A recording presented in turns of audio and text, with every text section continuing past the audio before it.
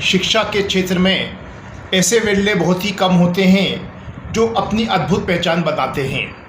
आज हमारे साथ हैं न केवल संत हृदय रामनगर अपितु संपूर्ण मध्य प्रदेश के शिक्षा गौरव श्री विष्णु ज्ञानी जी।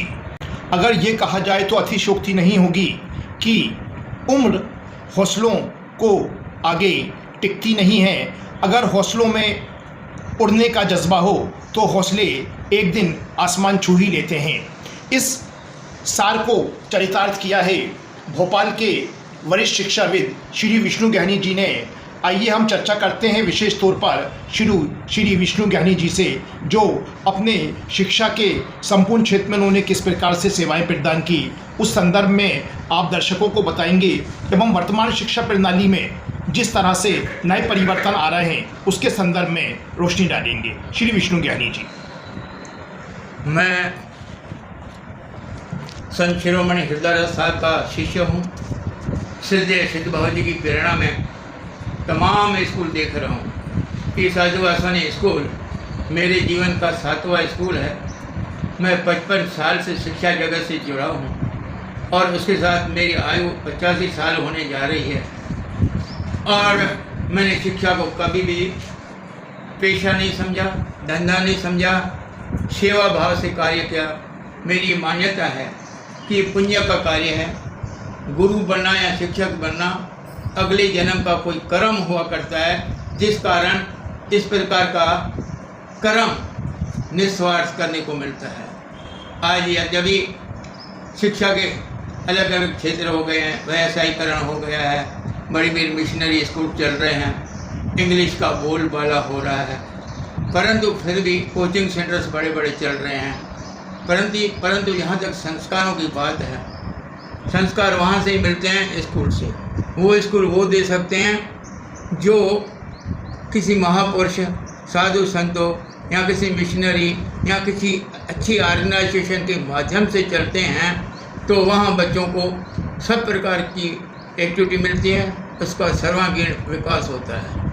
मैं 18 साल माध्यमिक शिक्षा मंडल का सुपरिटेंडेंट रहा हूँ। मैंने ऐसी कोई परीक्षा नहीं है जो मैंने नहीं ली है।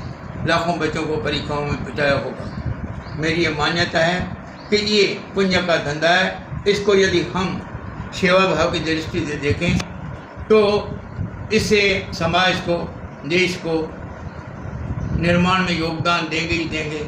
आने वाली पीढ़ियों को देशभक्त बनाएंगे, अच्छा संस्कारवान बनाएंगे।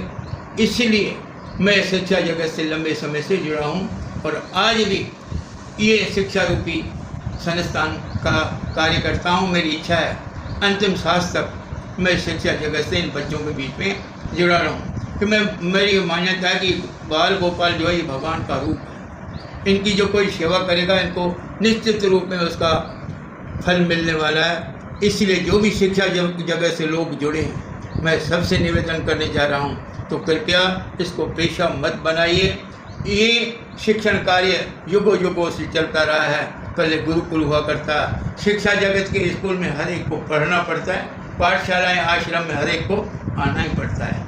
अब मैं यदि बात करूँ आज के इस शिक्षा प्रणाली की या आज के युग की, तो आज कोरोना का ये जो है चल रहा है माहौल, जिस आप सब जानते हैं कि महीनों से स्कूल में बच्चे नहीं आ रहे हैं।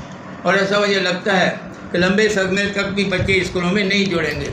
कितनी भी हम कोशिश करें कि व्यवस्थाएं जुटानी पड़ेगी। और जैसे शासन कर रहा है कि हम हाई स्कूल खोलेंगे, फिर हम मिडिल खोलेंगे, फिर नर्सरी वगैरह खोलेंगे, लेकिन अभिभावकों का जो मत है कि हम बच्चों को भेजेंगे नहीं। और आधार क्या है, कैसे भेजेंगे बच्चे? और जो आप हम कहते हैं कि पालियों में खोलेंगे, अभिभावक खुद छोड़ के जा रहा है, फिर अभिभावक जाके अपने काम पे लग रहा है, फिर कैसे आएगा बच्चे को लेने और छोड़ने के लिए? कहाँ तक संस्थाएं अपनी बसें दौड़वाएगी?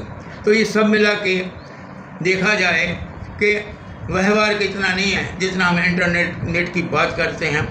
क्योंकि इंटरनेट आज हिंदुस्तान के केवल 8% लोगों के पास है इंटरनेट, जिसमें से जो सर्वे हो रहा है तो उसके लिए अच्छा रूम चाहिए, वातावरण चाहिए, जो हम नहीं दे पा रहे हैं। और कुछ बच्चे तो ऐसे हैं कि उसका भी मिसयूज़ करते हैं और शिक्षण कार्य को न देख के दूसरे चैनल्स को देख रहे हैं। तो इसलिए मैं ये मानता हूँ कि जब के करोड़ों बच्चे जो हैं वो गांव में रहते हैं, उनके माँ बाप के पास 2 समय खाने की रोटी नहीं है, एक कमरे में 8-8 10-10 लोग सोते हैं और वहीं टीवी चल रही है, वहीं खाना चल रहा है, वहीं सब चल रहा है। स्मार्ट फ़ोन उनके पास है नहीं, है तो उनका पिताश्री ले जाता है अपने काम से, वो कब देखेगा, क्या करेगा, कितना इंटरनेट आप उसको कार्यक्रम दोगे जिसको आधार बना के वो पूरी तैयारी पाठ्यक्रम की करेगा।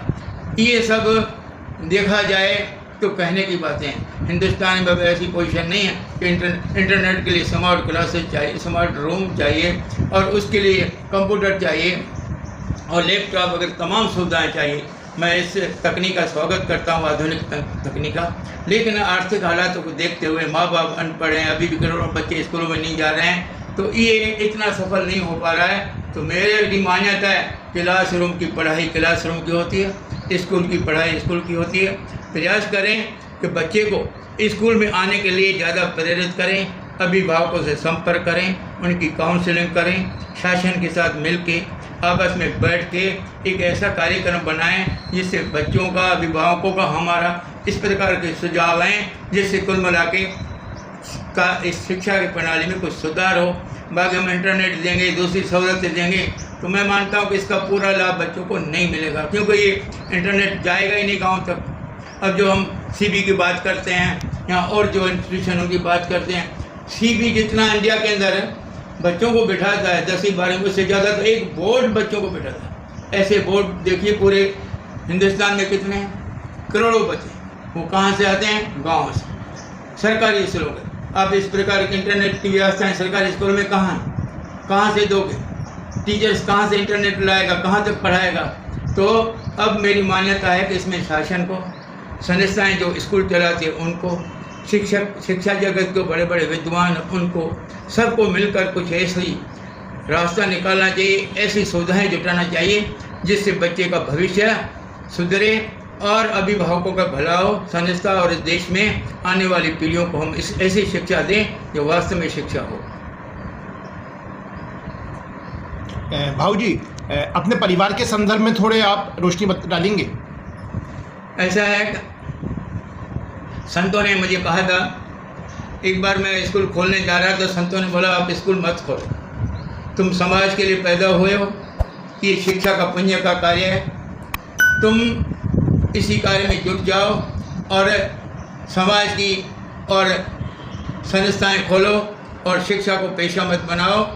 इससे क्या होगा कि तुम्हारे आने वाली जो बच्चे हैं वो बड़े बड़े पदों पे पहुंचेंगे और वो पैसा कमाएंगे और आप इस प्रकार से शिक्षा के साथ जुड़ो। फिर मैंने कोई स्कूल नहीं खोला, मैं 55 साल से शिक्षा जगत इसलिए हूँ, संतों के आशीर्वाद से मेरे बच्चे आज बड़े बड़े पदों पे हैं, विदेश में, अमेरिका और हांगकांग में हैं।